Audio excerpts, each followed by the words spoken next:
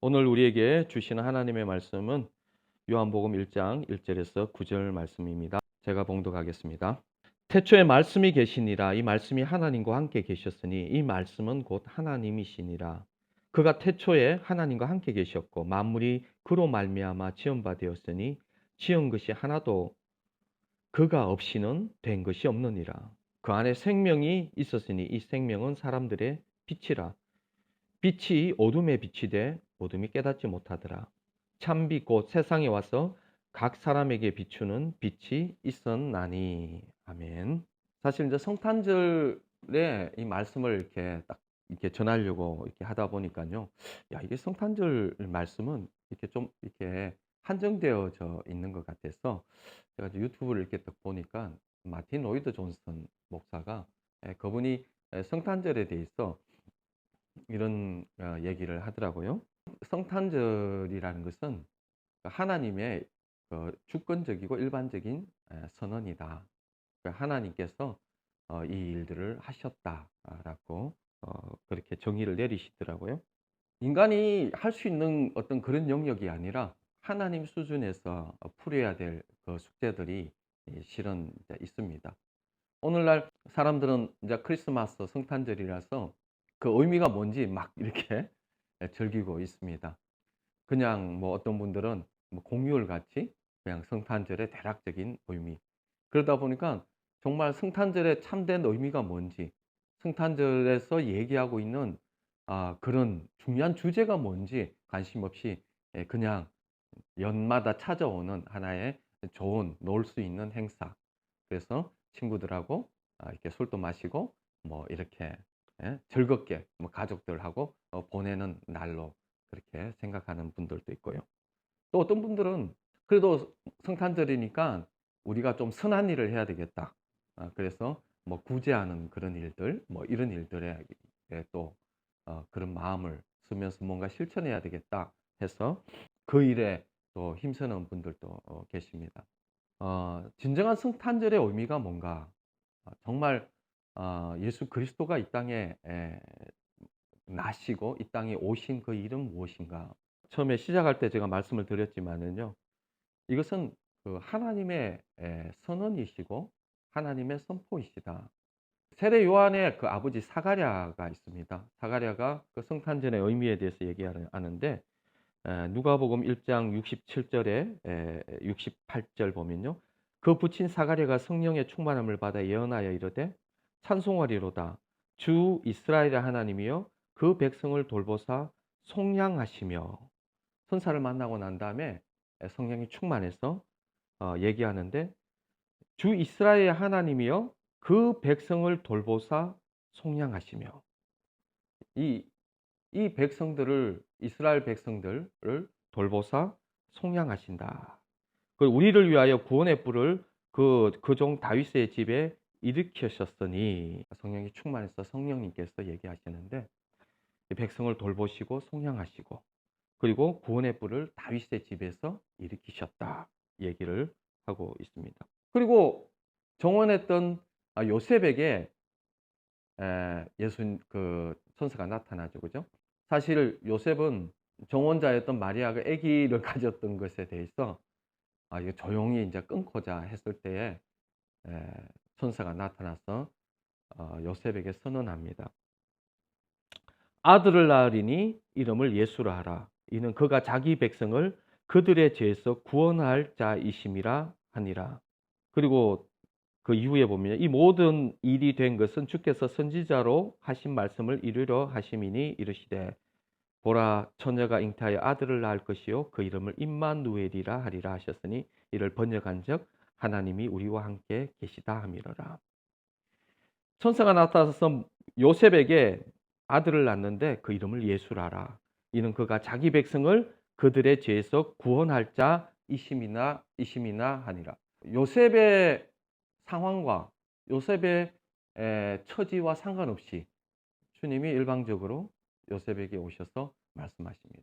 어떻게 보면은 종문한 여인, 앞으로 아내가 될 여인에게 일어났던 그 일에 대해서 주님이 아무 관여하지 않고 주님이 일방적으로 선언적으로 요셉에게 말씀하고 있습니다. 마리아에게도 말씀하시죠. 아마 마리아의 그 삶은 일반적이었을 거예요. 그냥 일상적으로 그냥 계속 그냥 돌아간 루틴한 삶이었을 것입니다. 그때에 갑자기 그 천사장 가브리엘이 나타나서 마리아에게 예, 그냥 선언하십니다.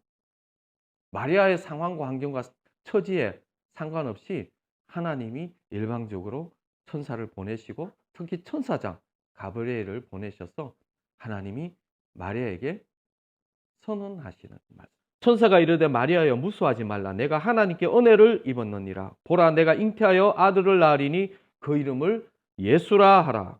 그가 큰 자가 되고 지극히 높으신 이의 아들이라 일컬어질 것이요 주 하나님께서 그 조상 다윗의 왕위를 그에게 주시리니 영원히 야곱의 집을 왕으로 다스릴 것이며 그 나라가 무궁하리라. 사실 이 말씀은 이제 구약에서 이 다윗의 언약과 관련되어 있는 말씀인데요. 메시아를 얘기하는 말씀입니다.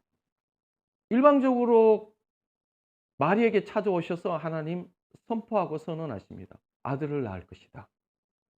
그리고 그 자녀가 큰 자가 되고 하나님의 지극히 높은 자가 되어지고 다윗의 왕위, 그야말로 메시아가 나타날 것이고 태어날 것이고 그리고 그 나라는 영원할 것이다 라고 일방적으로 선언하십니다.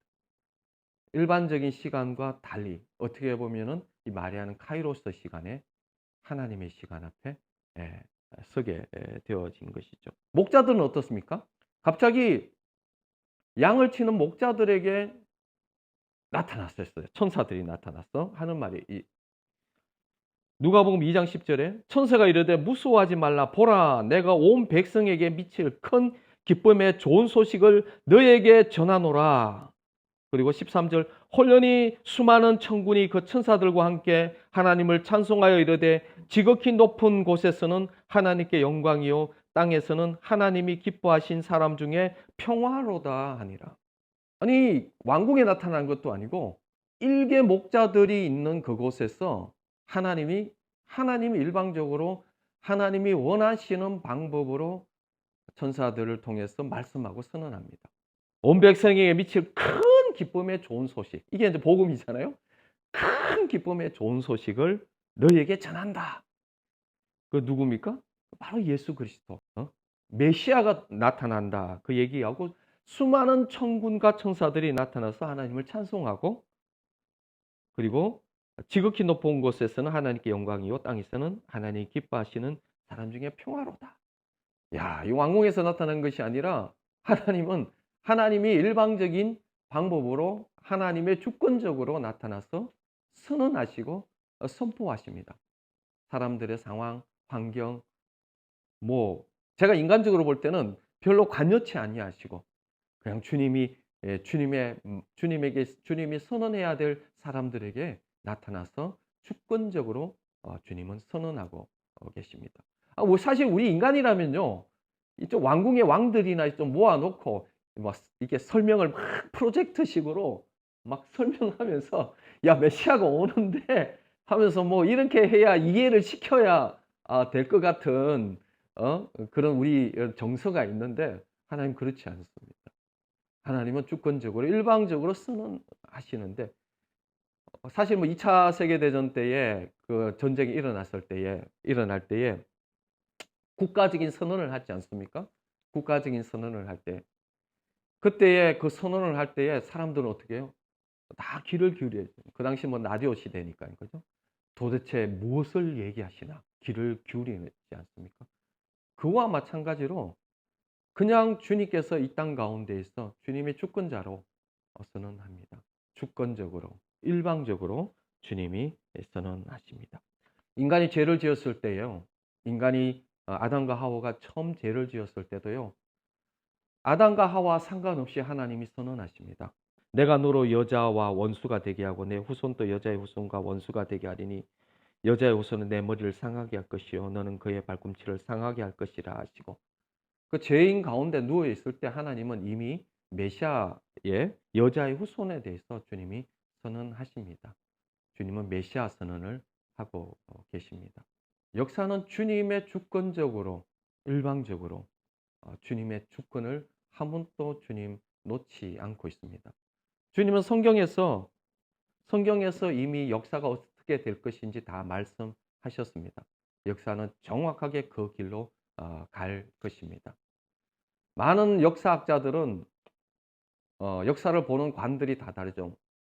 유물론, 뭐 해겔의 번정법을 통해서 투쟁론, 뭐 다양한 입장으로 역사의 관을 보는 세상 사람들이 학자들이 참 많습니다. 또 저도 한때 참 이 막스나 해겔이나 그런 것을 통해서 책들을 참 많이 공부하고 또 그 역사관을 그냥 이렇게 해야 된다고 이 무지한 자가 참 깨달았다 하면서 한때는 참 그런 공부를 참 많이 했던 기억도 납니다. 그러나 분명한 사실은 그런 역사관이 아니라 하나님의 역사관은 하나님의 역사로 흘러갈 것이고 성경에서 기록된 대로 이미 그 역사는 그 방향은 어느 누구도 막을 수 없이 흘러가게 되어져 있습니다. 그래서 이스라엘의 성경에서는요, 사실 역사서가 없습니다. 토라라는 모세 율법이 있고 역사라는 개념이 없어요. 단지 하나님의 선포되어졌던 하나님의 말씀이 하나님의 약속이 성취되어져 가는 과정일 뿐인 것입니다.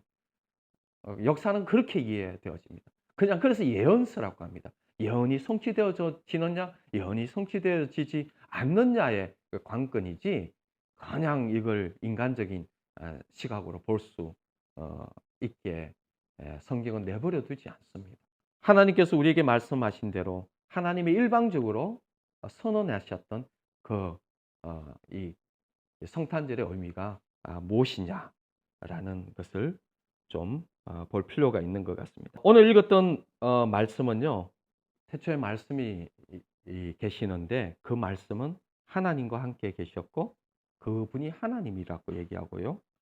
그리고 만물이 그로 말미암아 창조되었고 그가 없이는 창조된 것이 없다고 합니다. 그리고 그분 안에 생명이 있었는데 이 생명은 사람들의 빛이라고 합니다. 빛이 어둠에 비쳤는데 어둠이 깨닫지 못하더라. 참빛 곧 세상에 와서 각 사람에게 비추는 빛이라고 얘기하고 있습니다. 그리고 3장에서 보면은 또 이런 말씀이 있습니다. 3장 19절에 그 정죄는 이것이니 곧 빛이 세상에 왔으되 사람들이 자기 행위가 악함으로 빛보다 어둠을 더 사랑한 것이라. 악을 행하는 자마다 빛을 미워하여 빛으로 오지 아니하나니 이는 그 행위가 드러날까 하며 진리를 따르는 자는 빛으로 오나니 이는 그 행위가 하나님 안에서 행한 것임을 나타내려 함이라. 예수 그리스도가 이 땅에 메시아로 오시고 그리고 이 땅 가운데 오신 것은요, 빛으로 오셨다고 하죠. 다양한 의미들이 많은데 오늘은 이 빛에 대해서 좀 이렇게 성탄절 의미를 좀 이렇게 나누어 보고 싶습니다. 예수 그리스도께서 오셨을 때요, 그분이 빛으로 오셨을 때에 빛으로 오신다는 것은 어둠을 드러내는 것입니다.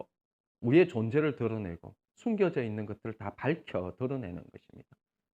당시에 많은 사람들은 예수님이 오기 전까지만 하더라도 종교 지도자들 그리고 정말 성전에서 일하는 그 모든 사람들을 볼 때 굉장히 경건한 마음으로 봤겠죠. 저 사람들은 정말 나와 다른 사람이겠다고 뭔가 일반적이지 않는 거룩한 사람이겠다고 이렇게 얘기했죠. 그런데 예수님께서는 그 사람들을 향해서 이 회칠한 무덤이라고 얘기하죠.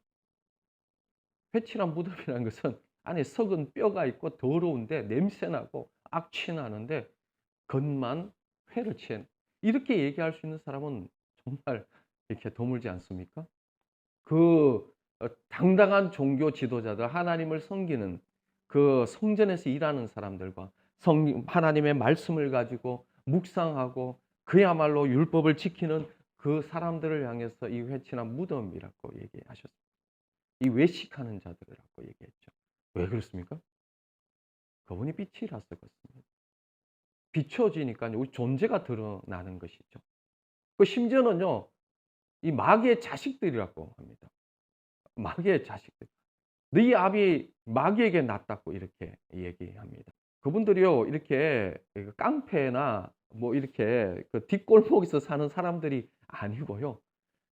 그분들이 성경을 끼고 살고 연구하고 묵상하는 사람들을 향해서 예수님이 그렇게 얘기하신 것입니다. 이 회칠한 무덤아, 그리고 이 마귀의 자식들. 그럼 우리는 그럼 우리 존재는 뭐냐는 거죠. 그렇게 사는 사람도 그 모양 그 꼴이면은 우리는 그죠? 얘기 안 하는 게 낫겠죠. 그죠? 예. 주님이 우리의 존재를 드러내 주시는 겁니다. 왜? 그분이 빛이라서 그렇습니다. 사실 주님이 이 모든 존재성을 드러낼 때 저도 동일합니다. 저는 굉장히 괜찮은 사람인 줄 알았습니다. 나름요. 심지어는 예수를 믿고도 나름 헌신하고 정말 예수를 믿기 전까지 대학교 2 학년 2 학기 전까지만 해도 예수를 안 믿었거든요. 그전까지도 예수 안 믿을 때도 제가 예수 믿는 사람들보다 더 윤리적이고 도덕적으로 나름 죄 안 짓고 좋은 어머니 아버지 밑에서 아주 이렇게 잘 살았습니다. 뭐 악한 짓 안 하고요. 내 주위에도 친구들도 다 착한 애들, 순진한 애들이라서 순진하게 나름 살았습니다. 그리고 예수를 믿고 그 예수를 또 믿었으니까 어떻게 됐겠습니까? 예. 더 그냥 주님이 성령으로 내 존재를 보여주는데 아이 뭐 이 엄란함, 이 교만함 이 감당을 못 하겠는 거예요. 정말 누구 말따나 정말 제 볼때기를 제 손으로 때린 적도 많고 벽에다가 제 머리를 박으면서 "너는 왜 이러냐." 하면서 이렇게 벽을 박고 있으면은 "너는 죽어야 돼." 이러면서 있으면 어머니가 장난치지 말라고 시끄럽다고 할 정도로 그렇게 치열하게 나의 삶을 신앙적으로 살아보려고 했습니다. 근데 보여지는 것을 깨달았습니다. 주님이 깊이 보여주면 보여줄수록 내가 얼마나 악독하고 얼마나 저질스럽고 얼마나 교만하고 얼마나 악랄한지 나와 죄는 떨어질 수 없다라는 것을 그때 느꼈습니다.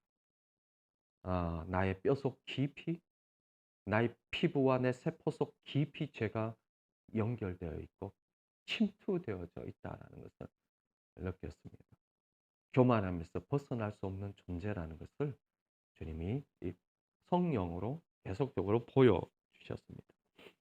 그러면서도요, 그것으로 안 되더라고요. 결혼을 하고, 정말 결혼을 하면 행복할 줄 알았는데, 결혼을 하고 그 행복한 삶이 또 되는 것이 아니더라고요. 내 삶 속에서 그 삶에 깊이 깊이 들어가 보고 치열하게 부딪혀 보고 치열하게 살아봤죠. 저는 아마 세상 사람들이었다면 예수를 믿지 않았다면은 그야말로 벌써 이혼했을 것 같아요. 그런데 예수를 아니까 그리고 내가 이제 전도사고 목사가 될 신학생이니까 이거를 내 깡다구로 내 의지력으로 이거를 견뎌내야 했죠. 어? 그러면서 결혼을 하고 그 깡다구로 의지력을 살아내려고 했는데 결론은요. 살 수 없다라는 존재. 내 깡다구 내 결론으로도 내가 사랑하는 아내를 사랑할 수 없는 존재라는 것들이 영적으로 깊이 내 존재를 보는 것을 떠나서 나의 일상적인 삶 속에서 그렇게 살 수 없구나. 나는 그런 존재이구나. 라는 것들이 다 폭로되어져 버렸습니다.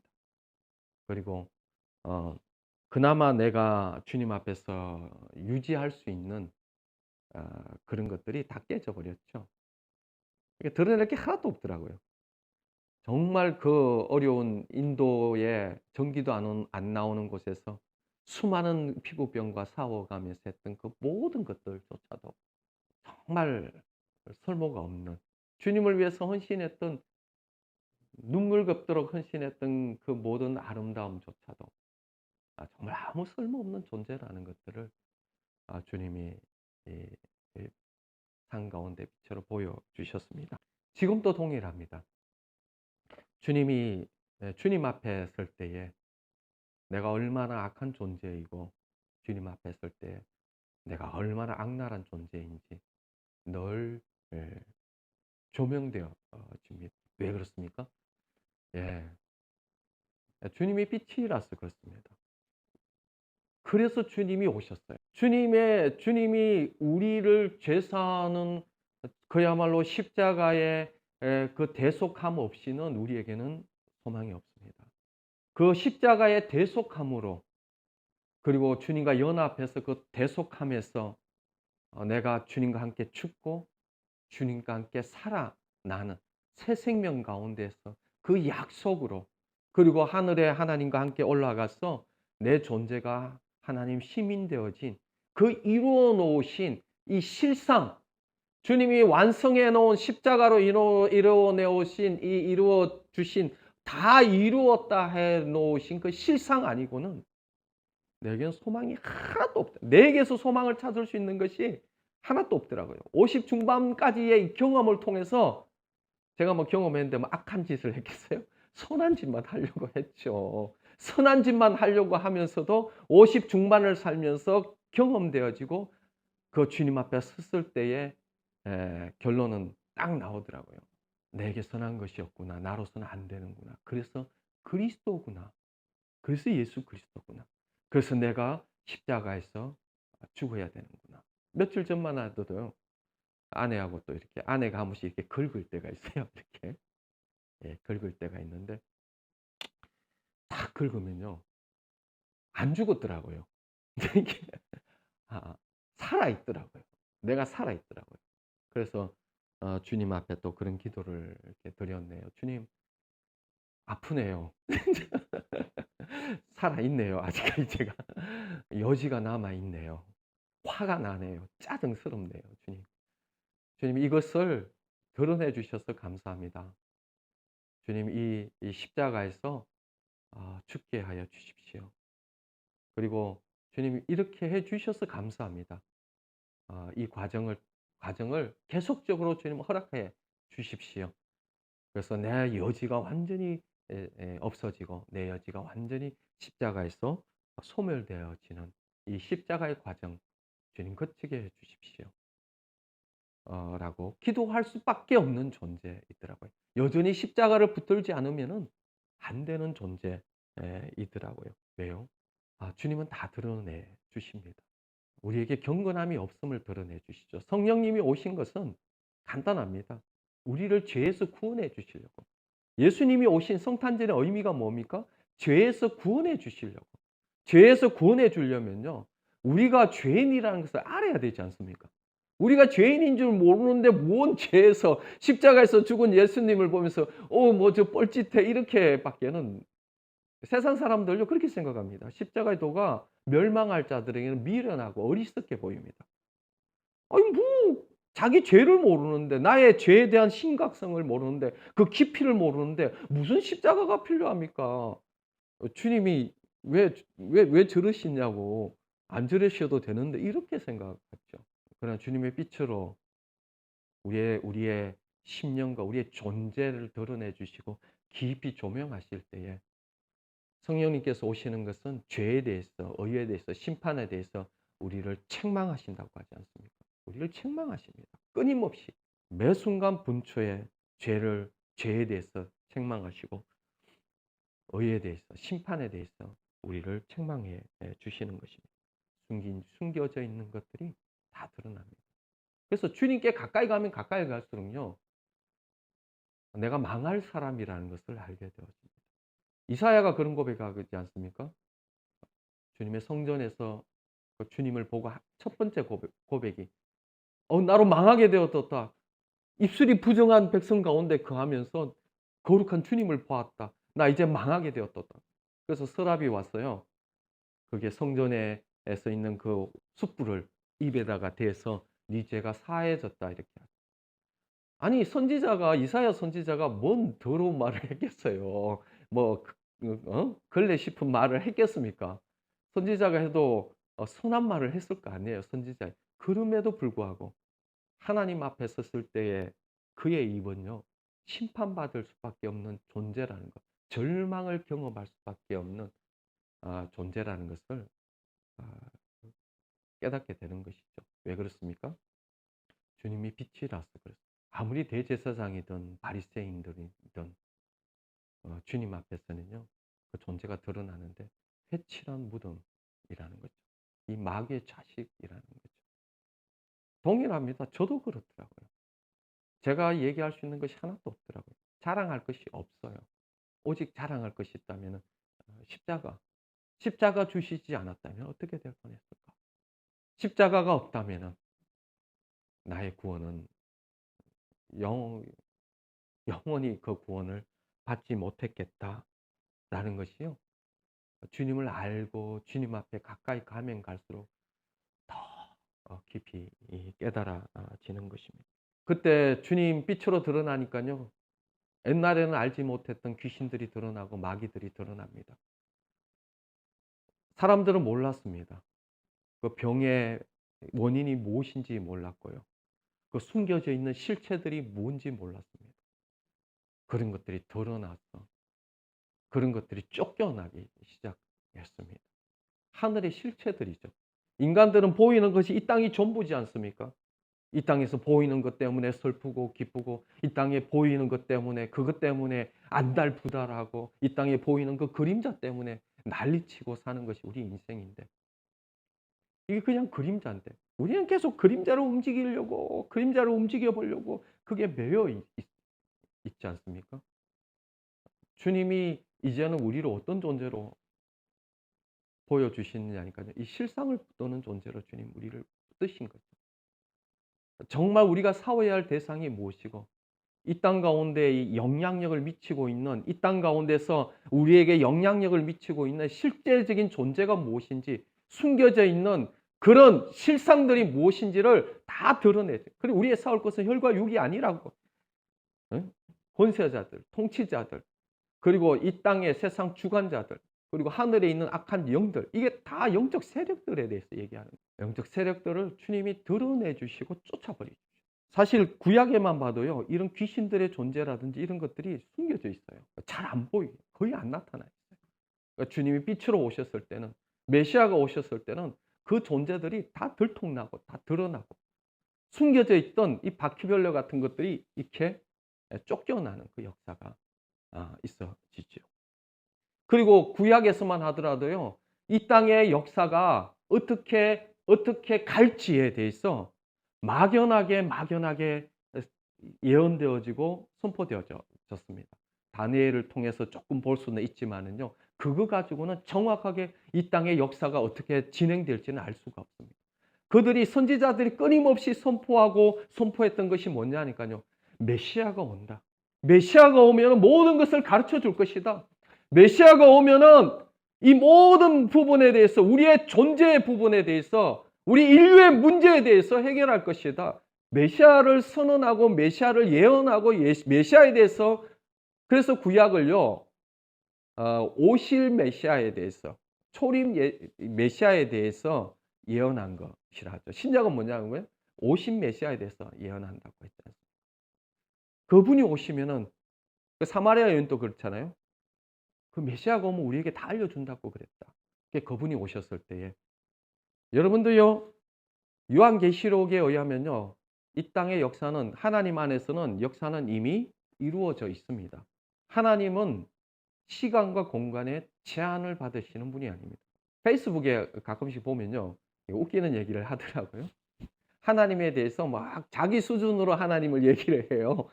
자기 수준으로 하나님을 얘기하면서, 그러면서 또 자기 수준으로 하나님을 비판하고 있어요. 뭘 보느냐, 꼭 사마리아 그 사두개인들이 예수님에게 이런 얘기하죠.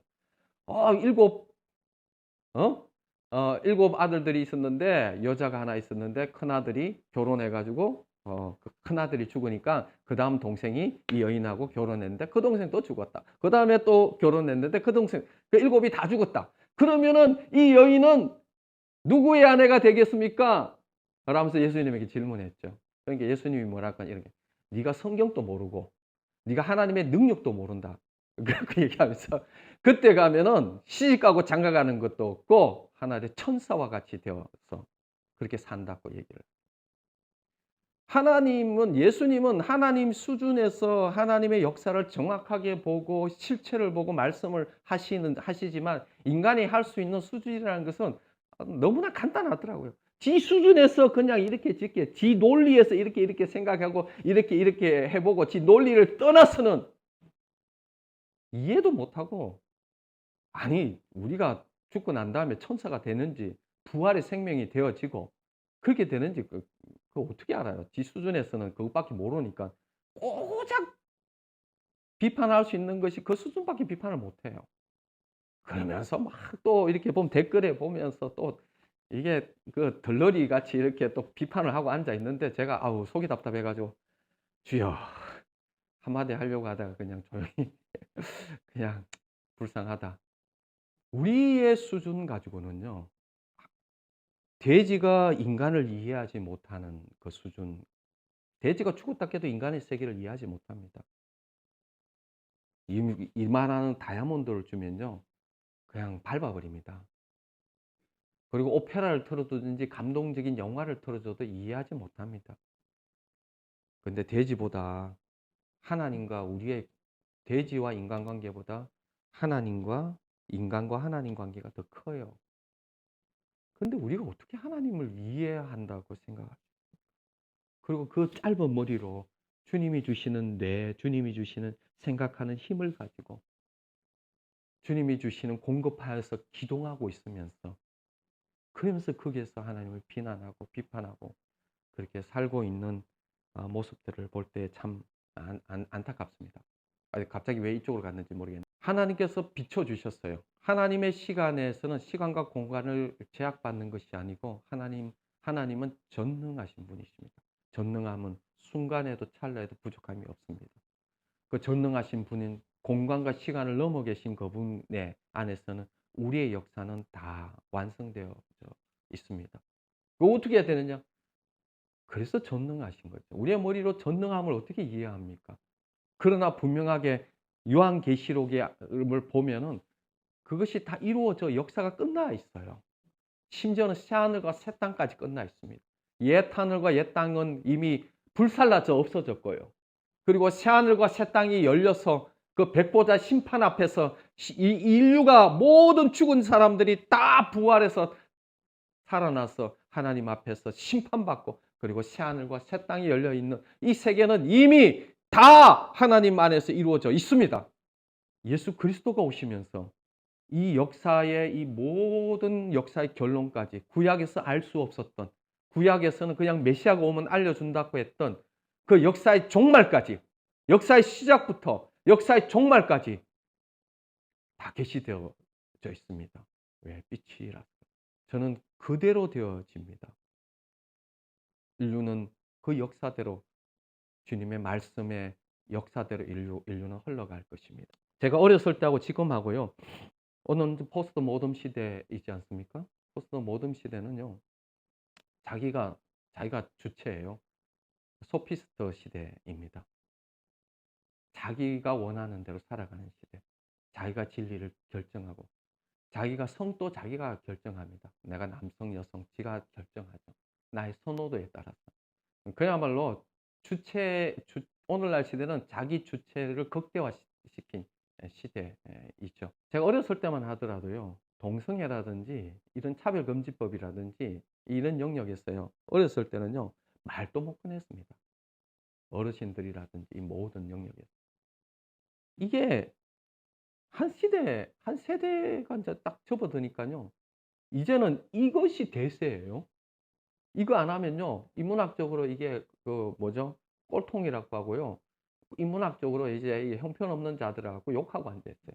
한때 이걸 욕했던데 이제는 이거 와가지고 이걸 욕하고 있는.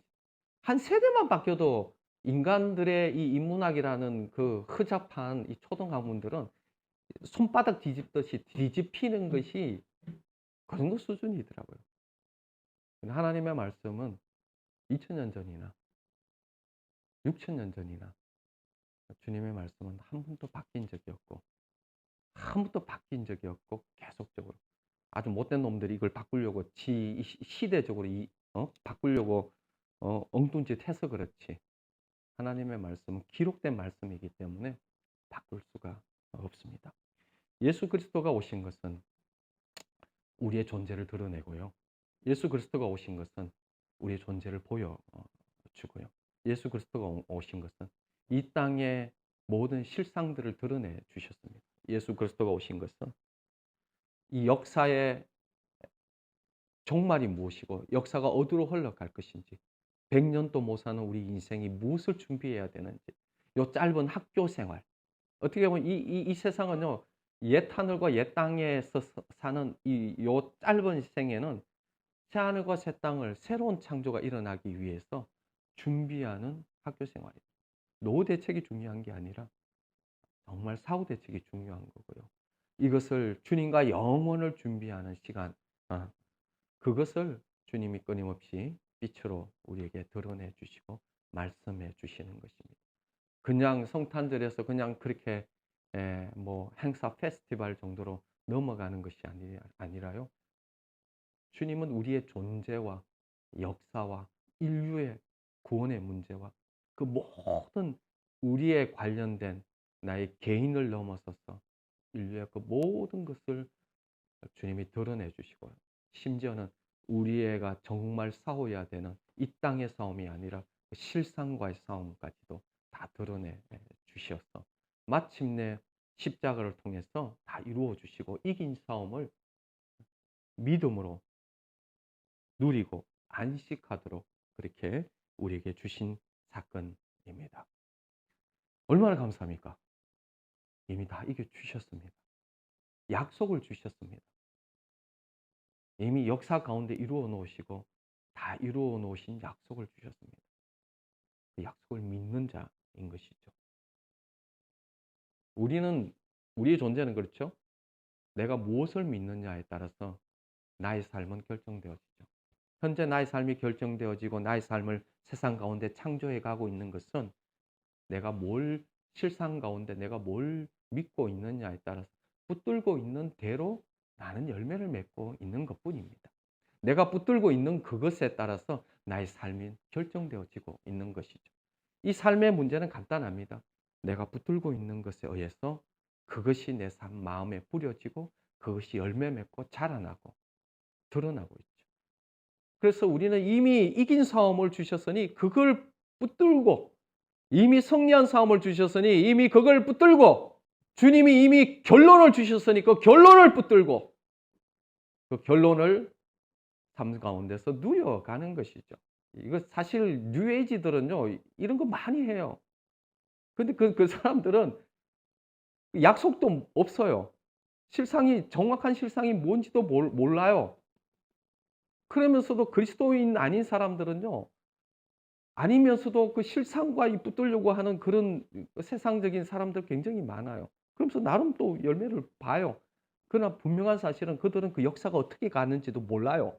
그리고 우리의 존재가 어떤 존재인지 그걸 붙들고 자기의 삶 속에서 성공을 취하고 누렸지만 결국은 그 영혼이 영원한 멸망 가운데 떨어질 것이라는 것을 그 영혼은 몰라요. 세상에서 좀 누리면 그것이 전부가 아닌데 고작 그것이 전부인 줄 알고 그것이 대단한 삶인 줄 알고 그러나 영원한 멸망 가운데 처할 그 불쌍한 영혼들에 대해서 성경은 끊임없이 우리에게 빛으로 오신 예수 그리스도가 어떤 분인지 우리 존재뿐만 아니라 세상의 마지막까지 주님은 다 빛으로 환하게 다 비춰 주셨습니다.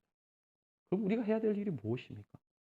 오늘 읽은 말씀과 같이 빛이 세상에 왔을 때 사람들이 자기 행위가 악함으로 빛보다 어둠을 더 사랑하는 것이라.